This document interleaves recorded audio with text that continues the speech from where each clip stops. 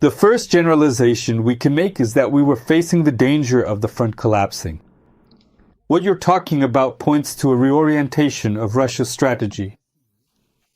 They realize that it's not the front that's bothering them, because they're making some progress there, albeit slowly, but rather the lack of.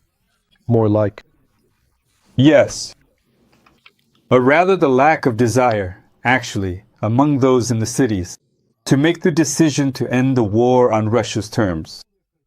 So, roughly speaking, we're talking about, well, if you don't like the term collapse of the rear, then let's call it depriving the rear of its moral advantage. In other words, creating a situation where the rear no longer has moral superiority, which means there will be no support for the authorities, no support for the front, no support for the economic activity that forms the basis of the war itself.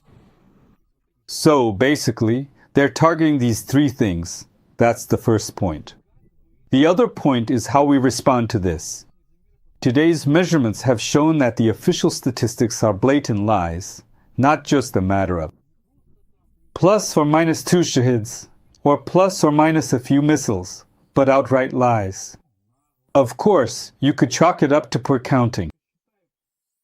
Well, then I don't understand what these people are doing if they don't even bother to count, or if they don't have a separate department responsible for counting. And here, let's remember the beginning of the war. At the start of the war, we were told, oh no, it's the fog of war, so no one will say where we stand or what positions we've taken. And it took months just to justify a project like Deep State.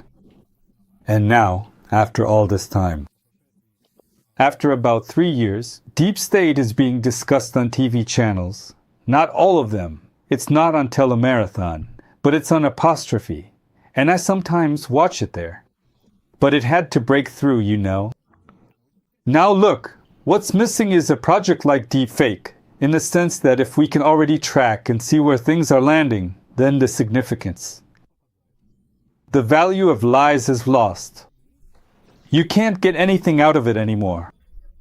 Moreover, there's such a thing as reconnaissance drones.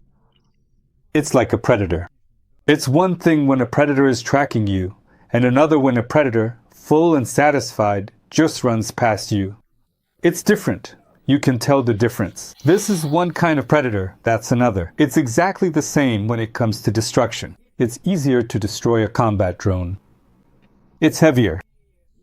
It flies faster and more directly, while a drone that carefully sneaks up, hovers at night, doesn't bother anyone. It's very hard to detect, and even harder to shoot down.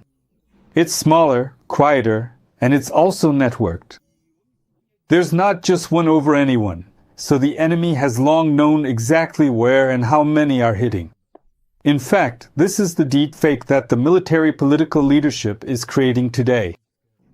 It's only against their own citizens, meaning we don't know where or why something hit, but the enemy knows perfectly well where and why.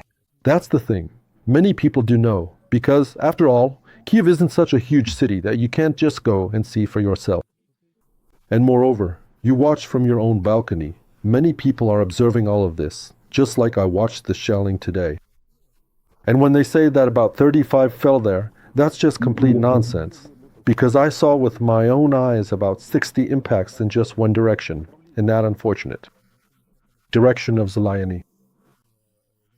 Salaminka, which was just being terrorized today. And these weren't just some debris, it was happening with regularity. I saw, within a minute 20 fell, there were 3 direct hits. Look, let's make a note of this. Deepfakes are becoming a problem. In the sense that everyone sees everything, everyone understands, but we're still being fed fake statistics. We still don't have any real results. So is that a bad thing? Because the Kiev authorities don't have this data. They don't know how many, they can't plan, and as a result, they're just throwing money into the pavement.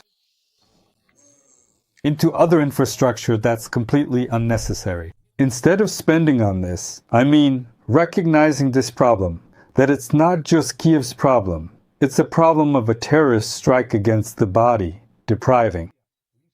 Morally, well, moral normalcy or moral integrity. Look, that's one aspect. The second aspect is that we're suffering serious losses because of strikes on our enterprises, the military-industrial complex.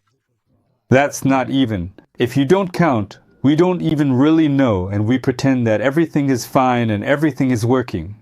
But in reality, that's not the case. Because there are strikes, there is real disabling.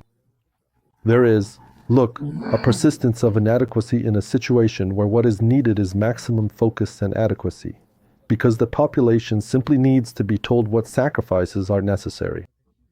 Why it's necessary to go. I mean, in what context do people willingly share or sacrifice something when they don't understand why? Look, you Have started talking what sacrifices need to be made.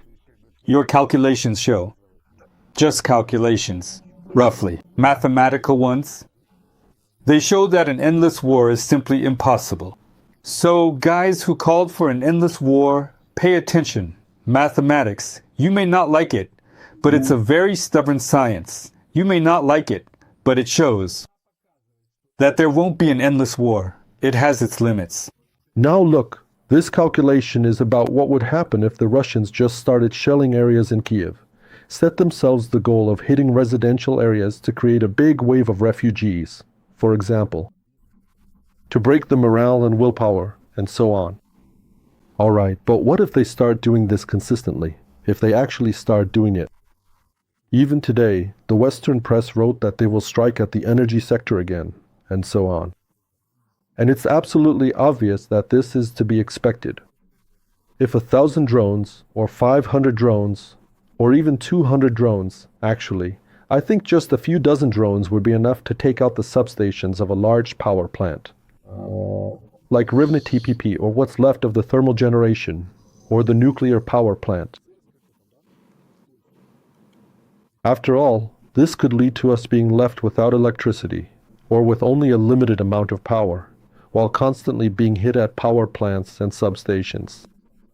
And on top of that, there are also the shellings of the city. Let's take a look at how this is reflected in the public consciousness. How is the news being reported? Like we're being bombed. This is bad news. But there's also good news, they say on the telethon. And they tell us where we struck today. So, what's happening? They're trying to. Like, a situation that is clearly bad and with a grim outlook is being compensated for by a kind of resentful gloating. Like, well, we also hit somewhere and did something too. An important thing. But guys, that doesn't make up for it.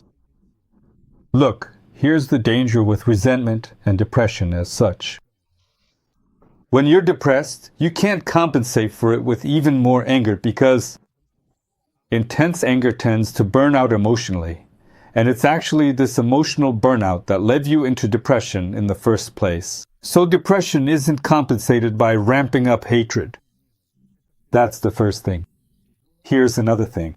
When you start spinning up this kind of resentful undertone to everything, it makes sense in the first months of the war. You need to mobilize people so they'll go to the front. But when you keep winding up the resentment, all this anti-Russian hatred, and you hit a certain ceiling, what happens if you keep pushing it? If you keep ramping up the gloating, they're hitting us, but at least we're hitting them too. Basically, it'll just be mutual destruction. So we'll just be dying, feeling glad that they're dying too. But guys, there are more of them. This strategy of trading gloating for death just won't work. It's not even about Larasov. It's just a picture that shows we're doing something. But the scale of what we're doing doesn't match what we're actually facing right now. If Ukraine had doubled its drone production compared to Russia, that would be a different trump card, even in negotiations. But for now, Russia is ahead of us in scaling up. That's absolutely clear. Secondly, Russia is ahead of us in the sense that it keeps taking out our industrial infrastructure. Russians today are not experiencing the same costs of war in Moscow, and it's the same in the regions, almost everywhere except the border areas. As Ukraine is experiencing, for example,